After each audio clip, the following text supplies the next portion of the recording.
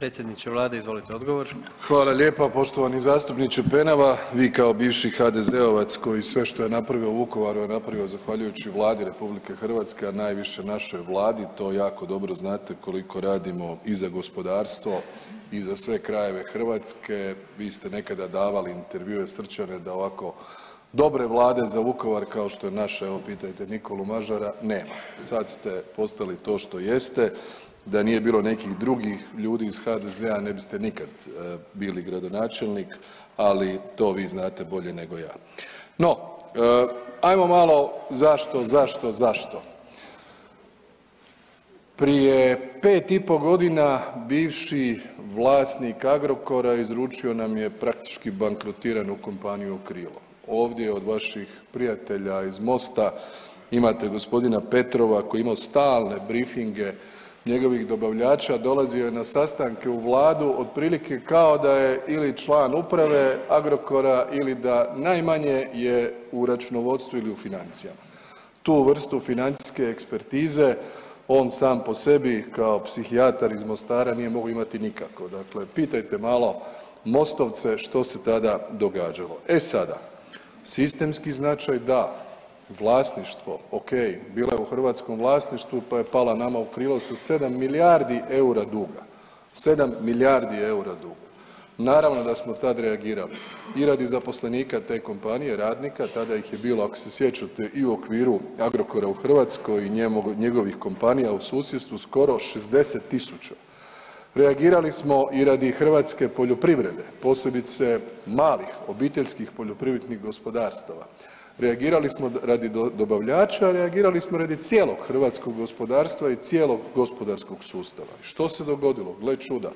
Prošlo je 5 godina, kompanija se dole iz nekoga gliba dna digla praktički nazad na tržišnu razinu. Smanjila je dug sa 7 milijardi na 1,1 milijardu.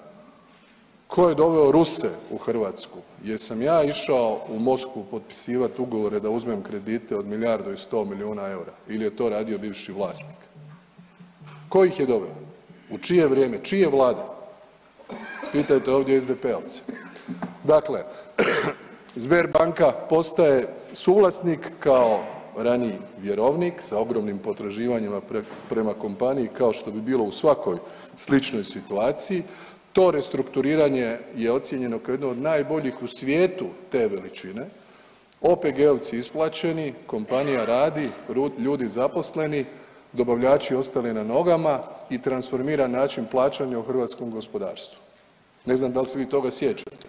Poljoprivreda, zemljište, da, tu su, neće uteći. Ko daje koncesije za zemljište? Daje država.